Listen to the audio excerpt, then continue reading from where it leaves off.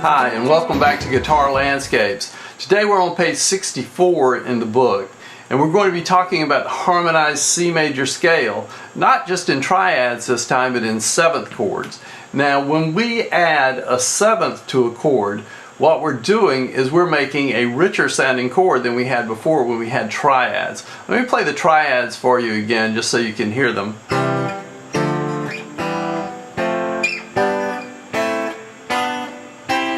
So there's your harmonized C major scale in triads. Now when we do it in seventh chords, we get this.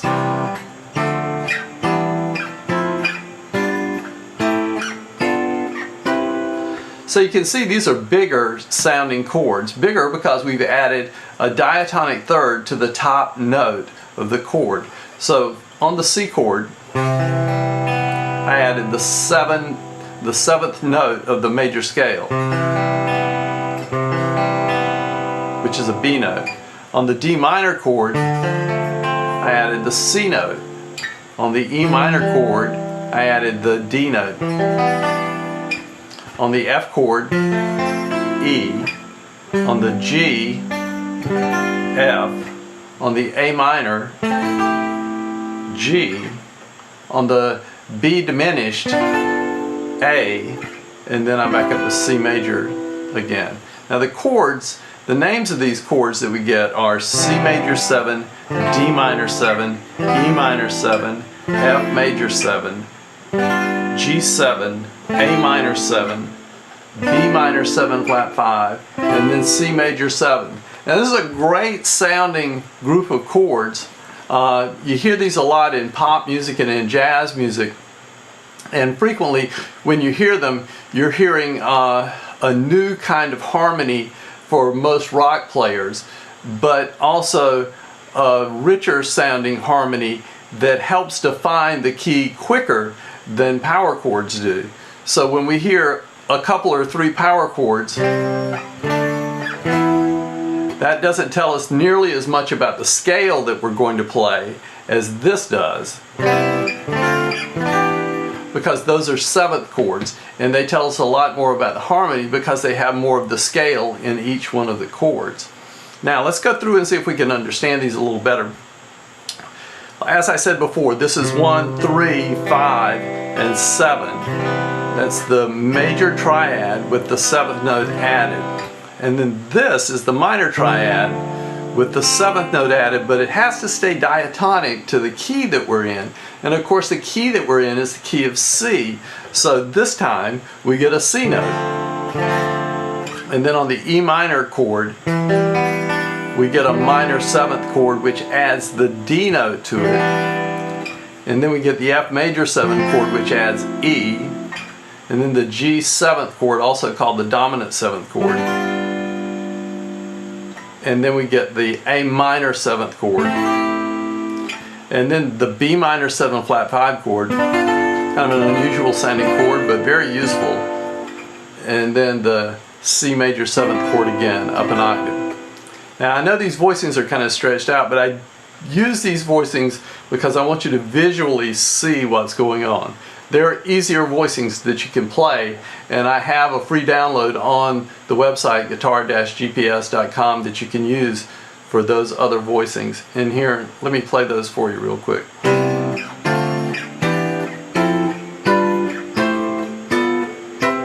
And these last three could be played down here in open position.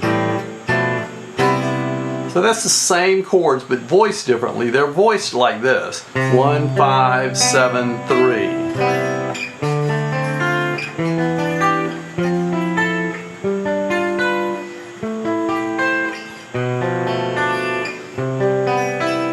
And there's also a voicing for 1, 7, 3, 5. These are the interval names, by the way. 1, 7, 3, 5. This is in the key of G.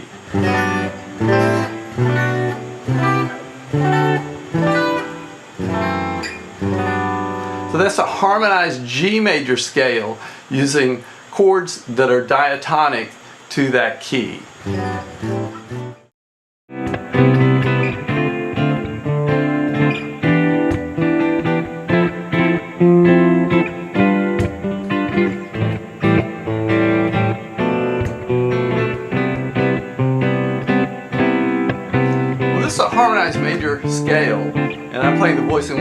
5, 7, 3. And what I've done is set down a loop, and now I'm going to play the C major scale over it and just improvise with it a little bit so you can hear what that sounds like.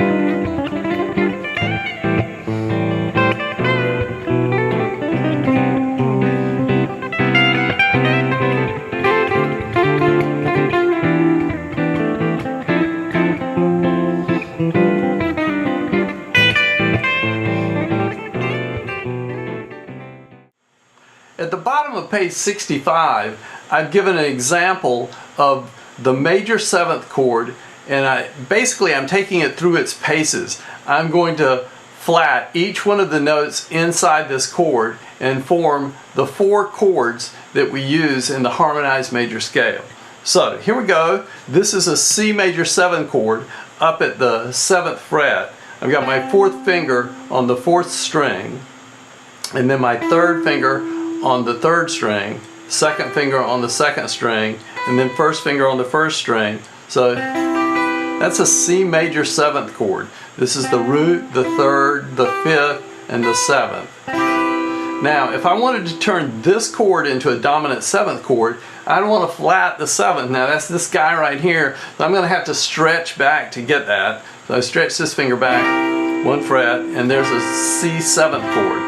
Now if I wanted to turn this into a minor chord, I'm going to need to move this guy right here back to here. So I'm going to change my fingering for that. So now I'm going my 4th finger, my 2nd finger on the 3rd string, and then my 3rd finger on the 2nd string. And they're both on the same fret. They're both right there, if you can see that, on the 8th fret. And then my 1st finger is here on the 1st string at the 6th fret. So now that's a C minor 7th chord. Now, if I wanted to turn this into a C minor 7 flat 5 chord, and you'll notice that name is telling you what each function inside the chord is doing. C is the root, minor means flatted 3rd, 7 means flatted 7th, and flat 5 means I'm going to flat 5th, which is this guy. So now I'm going to do this. So I've gone back to my original fingering. I've just stretched out. There's a fret space here between my little finger and my 3rd finger. And so the chord looks like this. So let's go through those paces really quick. So we got C major 7, C7, C minor 7, C minor 7 flat 5. So I've changed one note each time. So I've gone from this voicing to this. The only thing that hasn't changed is the root. So I'm still in C. So at this point you're probably saying, well, I can't stretch and play all of those chords. Well, you know what? You don't have to. You can always go back to these voicings. But I would advise you to learn to stretch your hand out so that you can do these. Here's a great stretching exercise. If you go up to the 14th fret, I'm putting a finger on each string, so I'm actually playing a G major 7th chord. So it's little finger, 3rd finger, 2nd finger, 1st finger, each one on a string. Now I'm going to move my 1st finger down, then I'm going to move my 2nd finger, then my 3rd, then my 4th. Now I moved everything down 1 fret, so now I'm a fret lower than I was. If I do it again, I move down an additional fret. And I can walk this all the way down the fingerboard like this, and of course since the frets are farther apart, the stretch gets to be farther every time. I'm really trying to not pick my fingers up, just slide them back.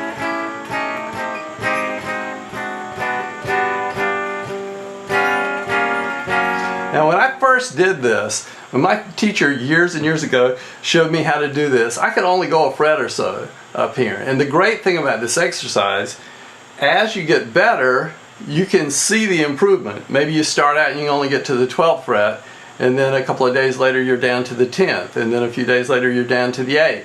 So it's a great exercise. You can actually see your progress. Well, please go to the website and download the information on this particular chapter. The extra chord voicings I think will help you a lot. They're just listed on the website by their chord voicing name, like 1573 and 1735. Now, I hope you've enjoyed this particular chapter. This is really a big turning point for most people in learning major scale harmony, because you will see these chords pop up all over the place. Make sure you try to gradually learn them in all 15 keys all over the fingerboard.